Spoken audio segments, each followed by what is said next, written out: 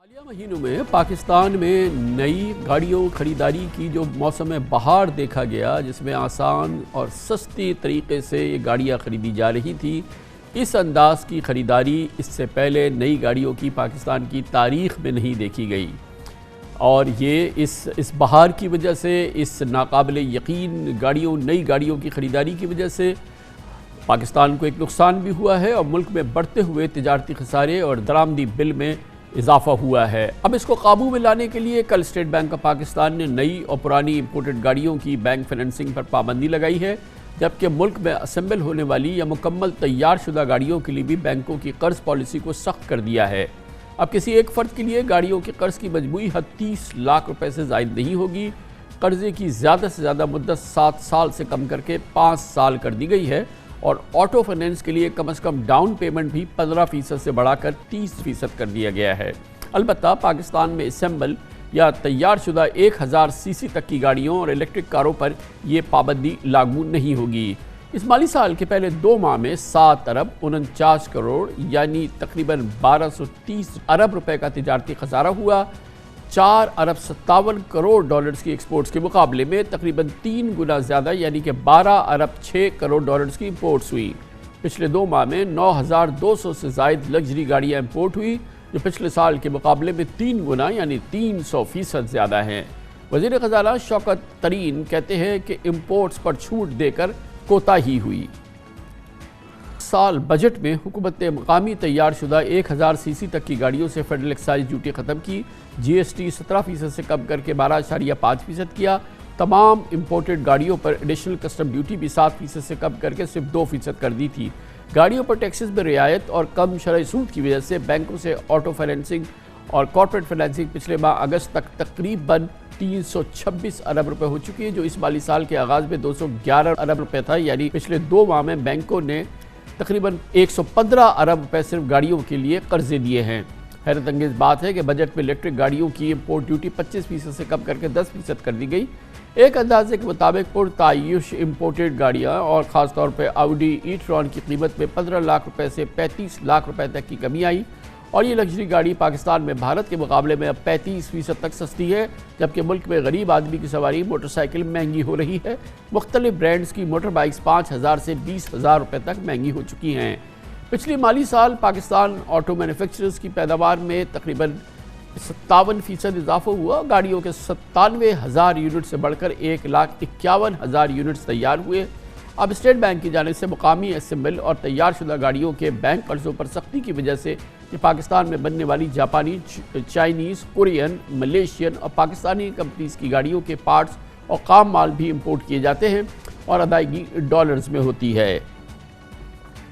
हुकूमत की कोशिश के लगाम डाली जाए बेमहार इंपोर्ट्स पर, ख़ास तौर पर गाड़ियों की इंपोर्ट्स पर, उससे कितना फ़ायदा होगा, इस पर बात करते हैं। इसके लिए हमें ज्वाइन कर रहे हैं जनाब Mohammad Suhel, chief executive officer Top Line securities.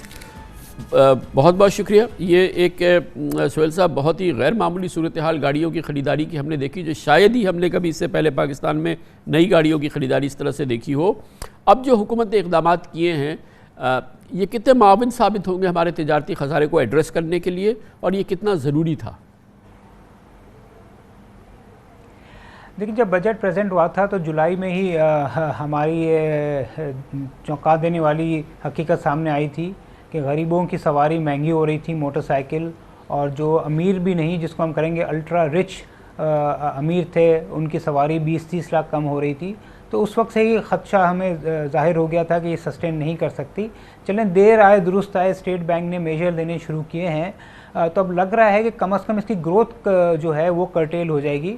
Kamran साहब, मैं आपको बताऊं कि सिर्फ पाकिस्तान में पिछले साल 2.5 से 3 बिलियन डॉलर की ये गाड़ियां और उसके पुर्जे इंपोर्ट किए गए हैं, और अगर यही रफ्तार रहती तो हो सकता है इस साल 3 से 4 बिलियन डॉलर हो जाता। तो हमें लग रहा है कि अभी तो ये रफ्तार, चूँकि गाड़ियों की बुकिंग एडवांस में हो चुकी है 3-3, 4-4 महीने, जो सेकंड हाफ होगा जनवरी से, इसमें ठीक ठाक स्लो डाउन आएगा और हमारे अंदाजे के मुताबिक इसका बचत कम से कम 500 मिलियन से 1 बिलियन डॉलर तक की ये जो सख्ती की जा रही है गाड़ियों की ख़रीदारी पे हुकूमत को हो सकती है। और इसके अलावा भी जो है काफ़ी इकदाम हैं जो गाड़ियों से हट के भी सेंट्रल बैंक और मिनिस्ट्री कर रही है, मगर हमें लगता है कि सिर्फ गाड़ियों में ही एक ठीक ठाक डिक्लाइन आएगा या जो उसकी ग्रोथ है वो कर्टेल होगी। जैसे जनवरी कि ये गाड़ियां हैं कि बिल्कुल आप आसानी से इन पे कदगल लगा सकते हैं, इनकी ये जो बहुत आसान फाइनेंसिंग है और फिर जो उनकी बड़ी आसान शराइत है उनको सख्त कर सकते हैं। दूसरा आइटम जिस पे कि आसानी किया जा सकता है कि अब मोबाइल फ़ोन, गो कि अब असेंबली बहुत हो रही है मोबाइल फ़ोन की पाकिस्तान के अंदर, मगर वो भी ज़ाहिर है कि एक बहुत बड़ा आइटम है और ज़ाहिर है कि ऐसी कोई वो नहीं है प्रॉब्लम के मोबाइल फ़ोन को भी उस पर भी उस हवाले से भी जो टैक्सेस और ड्यूटीज़ है, जो सिचुएशन है उसको थोड़ा टाइट किया जाए। नहीं, बिल्कुल वो भी कोई 2-2.5 बिलियन डॉलर हैं। देखिए ये जिस मुल्क में करंट अकाउंट सरप्लस हो या जिस मुल्क में फॉरेन एक्सचेंज रिजर्व ज़्यादा हों, जैसे हमने पाकिस्तान में भी देखे थे मुशर्रफ साहब के ज़माने में 9/11 के बाद इस तरह के जब हालात थे तो इसको सपोर्ट किया गया था। मगर अब अनफॉर्चुनेटली जो पाकिस्तान है एक बीमार मरीज़ की तरह है, उसको अगर हम भगाने की कोशिश करेंगे तो वो ज़ख्मी तो होगा। तो इसी तरह मुझे लगता है कि अमीर, हम कहते हैं टैक्स द रिच पीपल, तो मोबाइल में चाहे वो पाकिस्तान में असेंबल हो रहा हो या इंपोर्ट हो रहा हो, उसमें काफ़ी बड़ा पोर्शन इंपोर्ट का होता है। तो बज़ाहिर लग रहा है कि हुकूमत जो महंगे मोबाइल हैं, जो स्मार्टफ़ोन है वो 5,000 रुपये से लेकर 2 लाख रुपए तक का होता है, तो मेरे ख्याल में जो भी महंगे मोबाइल हैं जो 50,000 हैं या लाख रुपए से ऊपर हैं उस पर टैक्स लगाना चाहिए, उसको महंगा करना चाहिए। और जब मुल्क में रिज़र्व, फॉरेन एक्सचेंज रिज़र्व्स ऐसे हो जाएं और इंपोर्ट कंट्रोल में आ जाए, फिर जाके उसको रिलैक्स कर सकते हैं। मगर अभी तो वक्त की अशद ज़रूरत है कि हम IMF के पास जाने से पहले अपने घर को बेहतर कर लें। ये बात तो हमें माननी पड़ेगी ना सुहेल साहब कि यकीनन कंट्रीब्यूट किया है गाड़ियों की बेमहार इंपोर्ट ने, फिर ये मोबाइल फ़ोन वगैरह, मगर असल वजह तो यह है कि इंटरनेशनल मार्केट में कमोडिटी प्राइसेस बहुत ज़्यादा बढ़ गई हैं। पेट्रोलियम प्रोडक्ट्स की प्राइसेस बढ़ गई हैं, सीमेंट की प्राइसेस, माफ़ कीजिएगा, कोल की प्राइसेस बढ़ गई हैं, तमाम जो raw material, industrial raw material है उसकी प्राइसेस बढ़ गई हैं, शिपिंग की प्राइसेस बढ़ गई हैं, फ्रेट वगैरह बहुत ज़्यादा बढ़ गया है। ये है वो पूरा स्पेक्ट्रम जिसने कि हमारे करंट अकाउंट डेफिसिट को, हमारे जारी खसारे को तहस नहस कर दिया। असल वजह तो वो है ना जो किसी के काबू में नहीं है।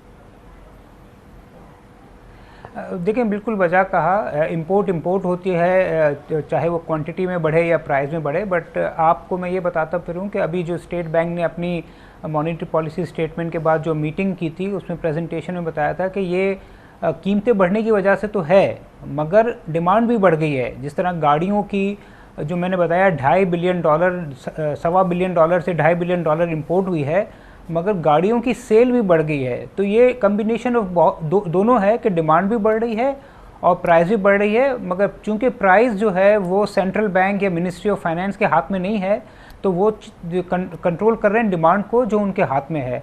मगर ये जो है, शुरू में हमें लग रहा था कि सिर्फ ये प्राइस का फैक्टर है, मगर ये सेंट्रल बैंक ने अपने एनालिसिस से, ब्रेकअप से ये साबित कर दिया है कि ये डिमांड और प्राइस दोनों की वजह से हो रहा है। अब ये महंगे होने से क्या डिमांड कम हो जाएगी? क्योंकि ये तो एक आम मालूमात है कि बेपनाह लिक्विडिटी है मुल्क के अंदर और लोगों के पास पैसे हैं, और अभी वो बहुत पैसे उनके बन रहे हैं, ख़ास तौर पर रियल एस्टेट की सिचुएशन में, जहाँ पर बड़ा अभी भी डिस्पैरिटी है, जो मार्केट प्राइस है और जो ऑफिशियल प्राइस है उसमें भी, और अनबिलीवेबल जो है वो उसमें मुनाफे देखने में आ रहे हैं। तो वो लोगों के हाथ में पैसा तो बहुत रहेगा अभी, इसमें तो कोई शक नहीं है। देखें, ये 18-20% की जो मनी सप्लाई ग्रोथ है, ये हमने नहीं देखा, बहुत कम ऐसा होता है। 9/11 के बाद हुआ था और अभी ऐसा हो रहा है, तो वो बिल्कुल लिक्विडिटी है। तो हुकूमत जो चाह ये रही है कि जो पैसा है, मैंने अगर एप्पल का मोबाइल ख़रीदा या मैंने ऑडी की गाड़ी ख़रीदी, तो वो जो मेरा लिक्विडिटी है वो मुल्क से बाहर जा रही है। मगर अगर मैंने हुकूमत पाकिस्तान का टी बिल ख़रीदा या मैंने स्टॉक मार्केट में शेयर्स ख़रीदा या मैंने कोई इंडस्ट्री लगाई या मैंने कोई प्रॉपर्टी ख़रीदी, तो उससे पैसा बाहर नहीं जा रहा है। अब पाकिस्तान का जो अलमिया है, इसीलिए पाकिस्तान IMF के दरवाजे को खटखटा रहा है कि डॉलर को बचाया जाए। तो ये जो सेंट्रल बैंक के इक़दाम हैं, ये मनी सप्लाई को तो इफ़ेक्ट नहीं करेंगे, मगर ये डॉलर की डिमांड को कम करेंगे।